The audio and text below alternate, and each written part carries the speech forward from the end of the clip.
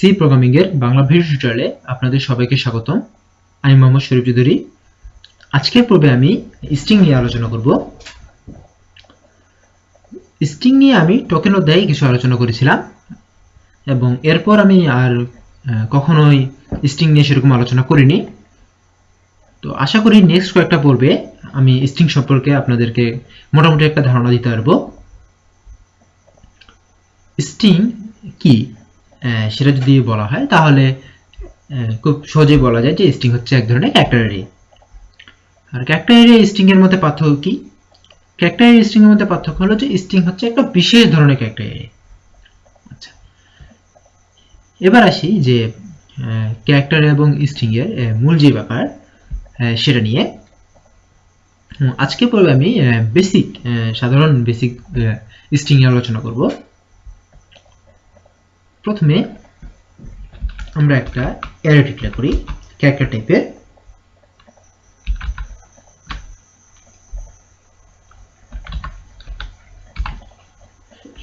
Array অধ্যায়ে আমি দেখিয়েছিলাম যে কিভাবে অ্যারে ডিক্লেয়ার করতে হয়। প্রথমে টাইপ লিখতে হয় এবং তারপরে ভেরিয়েবল নাম অনুসারে লিখতে হয় এবং মাঝখানে ইন্ডেক্স সংখ্যা দিতে হয়। ইন্ডেক্স সংখ্যা দেওয়ার মাধ্যমে এটা বোঝানো হয় যে এখানে কতগুলা উপাদান থাকবে। এর মাধ্যমে বোঝাচ্ছে যে আমি একটা ক্যারেক্টার টাইপে অ্যারে ডিক্লেয়ার করেছি যার মধ্যে ম্যাক্সিমাম 10টা অ্যারে থাকতে পারে, 10টা ক্যারেক্টার থাকতে পারে এবং এইগুলো CS0 থেকে শুরু করে CS9 পর্যন্ত এই 10টা আমি ভেরিয়েবলের মতো ইউজ করতে পারবো। সো ইউজ করতে পারবো বললেই তো হবে না, ইউজ করা শুরু করে ফেলি। CH0 এর মধ্যে আমি অ্যাসাইন করলাম A। আচ্ছা, আমরা কিন্তু ঠিক এভাবে অ্যাসাইন করতে পারবো না, কারণ অ্যাসাইনটা করতে হবে ঠিক ক্যারেক্টারের নিয়মে। অর্থাৎ আমরা যদি কোনো একটা ক্যারেক্টার ভেরিয়েবলে ক্যারেক্টার অ্যাসাইন করতে যেতাম তো সেই ক্ষেত্রে সিঙ্গেল কোটেশনের ভিতরে ওই ক্যারেক্টারটাকে রাখতে হতো ঠিক এরকম করে। এবং লক্ষ্য রাখা ব্যাপার যে সিঙ্গেল কোটেশন, এখানে কিন্তু ডবল কোটেশন ইউজ করা যাবে না। কেন ইউজ করা যাবে না সেটাও আমরা দেখব। সো এখন আমরা 0 1 2 3 4 5 6 7 10টার মধ্যে আমি 0 থেকে 7 মধ্যে মোট 8টা ইউজ করলাম আর 2টো রেখে দিলাম। এবার আমি A, এখানে লিখব B,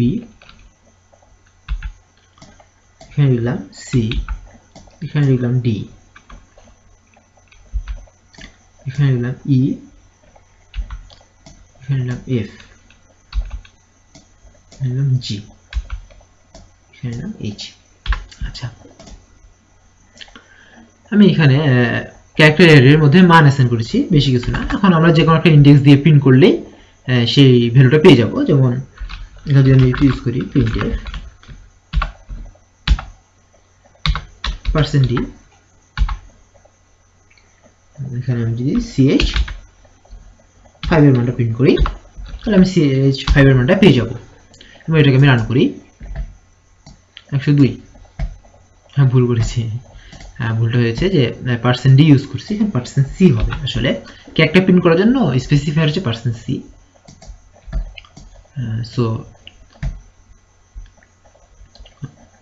এবার এখানে f প্রিন্ট করেছে, CS5 এ f আছে।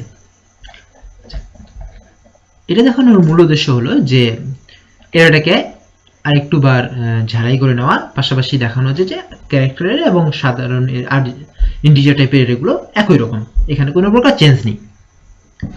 আচ্ছা, এখন একটা ব্যাপার হলো যে আমি এগুলোর মধ্যে ABCD সিরিয়ালে প্রিন্ট করেছি। এবার আমি এখানে প্রথমে লিখব H, তবে এখানে লিখলাম S, এখানে লিখলাম T, এখানে লিখলাম U। HS2 বলতে ভার্সিটি আমার বিশ্ববিদ্যালয় Haji Mohammad Ali science and technology university Dinajpur, এটাকে আমি রিপ্রেজেন্ট করতেছি। আচ্ছা, HS2 আমি এখানে লিখেছি এবং এখানে EFGS আছে। তো আমার HS2 লেখার পর আমার মনে হলো যে আমার প্রথম চারটাই যথেষ্ট, আর লাগবে না। সো এই ক্ষেত্রে আমি এখানে এটাকে আমি টার্মিনেটিং পয়েন্ট ধরলাম। এই কথাটার মানেটা কি? মানেটা হচ্ছে যে আমি যখনই পাবো তখনই বুঝবো যে আমার ক্যারেক্টার নেওয়া শেষ, অর্থাৎ আমি আর কাজ করব না। একটু জটিল মনে হলো কারণ আমি হঠাৎ করে কথা বলে ফেললাম, ব্যাপারটা বুঝাই। আমি যদি বলি যে আমি ততক্ষণ পর্যন্ত প্রিন্ট করব যতক্ষণ পর্যন্ত আমি জি না পাই, তার মানে কি আমি H S T U E F এই পর্যন্ত প্রিন্ট করব, ঠিক নয় কি? আমি যদি বলি যে আমি ততক্ষণ পর্যন্ত প্রিন্ট করব যতক্ষণ পর্যন্ত আমি জি পাই, আমি যখনই জি পাবো তার মানে কি আমাকে আর প্রিন্ট করতে হবে না। আমার জি পাওয়া মানে যদি আমি বলি যে আমার প্রিন্ট করা শেষ, তার মানে আমি জি এর আগ পর্যন্ত সবগুলো প্রিন্ট করব। আপনারা জি ধরে করতে পারেন, তবে আমি এখানে এতটুকু বোঝাচ্ছি যে আমি জি এর আগ পর্যন্ত সবগুলো প্রিন্ট করব। ঠিক তেমনি আমি এখানে বোঝালাম যে ইটাই হচ্ছে, এখানে জিটা হচ্ছে টার্মিনেট পয়েন্ট। ঠিক আমি এখানে বললাম যে আমার ইটা হচ্ছে টার্মিনেট পয়েন্ট, তার মানে আমি যখনই ই পাবো তখনই বুঝবো আমার প্রিন্ট করা শেষ, কাজ করা শেষ। সো এই জিনিসটা আমরা কিভাবে করতে পারবো? খুব সাধারণ হোয়াইল লুপে করতে পারি। তার আগে আমি একটা ইন্টিজার i equal to 0 নিয়ে নিই। ইন্টিজার i equal to 0 নিয়ে নিলাম এবং এখানে আমি একটা জাস্ট হোয়াইল লুপ চালালেই কাজ শেষ।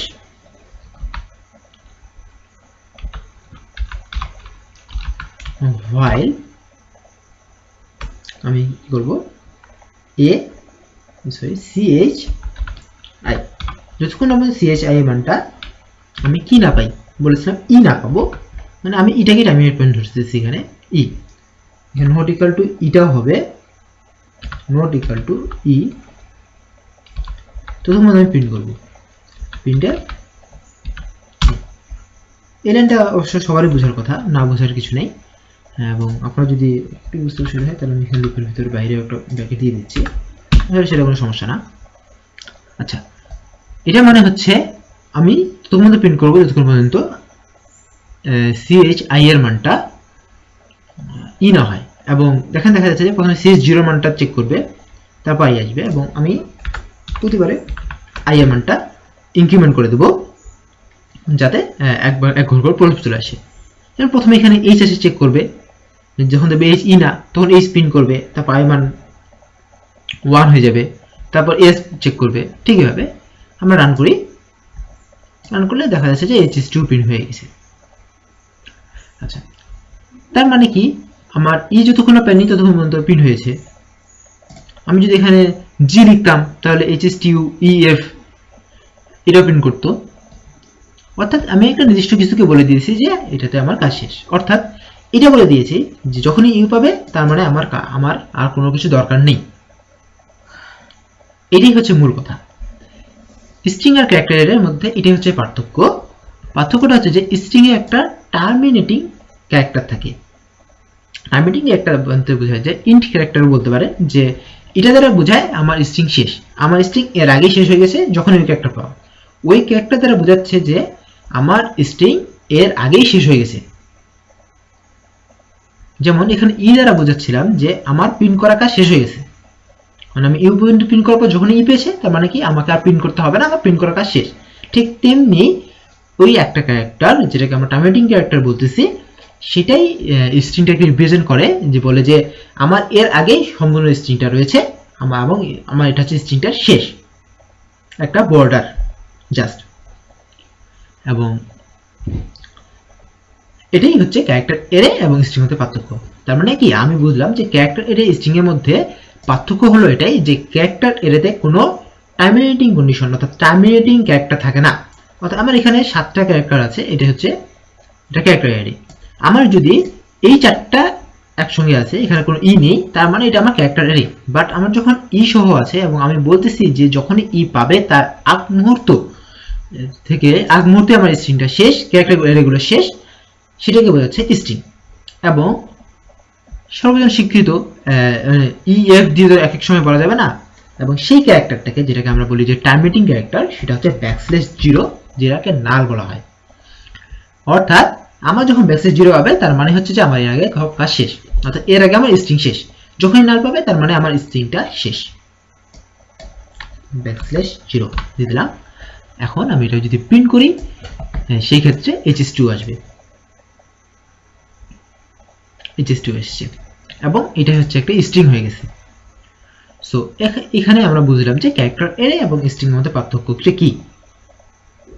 এবং আমরা নেক্সট পর্বে দেখব যে আসলে ক্যারেক্টার অ্যারে এবং স্ট্রিং এর মধ্যে এই পার্থক্যটা করার কারণে আমাদের প্রোগ্রাম করা কতটা সহজ হয়ে গেছে।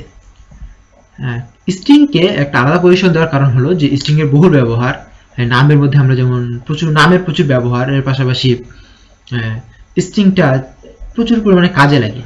ঠিক এই কারণেই স্ট্রিংটাকে ক্যারেক্টার অ্যারে থেকে আলাদা করা হয়েছে এবং এটাকে আলাদা একটা শাখা হিসেবে রাখা হয়েছে। এবং এর একটু ইনপুট আউটপুট সিস্টেমটাও সাধারণ ক্যারেক্টার নেওয়ার থেকে একটু ভিন্ন করেছে, তবে সাধারণভাবেও নেওয়া যায়, সেটাতে কোনো সমস্যা হয় না। সো ধন্যবাদ সবাইকে আমার সাথে থাকার জন্য। দেখা হবে পরের টিউটোরিয়ালে স্ট্রিং এর ইনপুট আউটপুট সিস্টেম নিয়ে। ধন্যবাদ সবাইকে।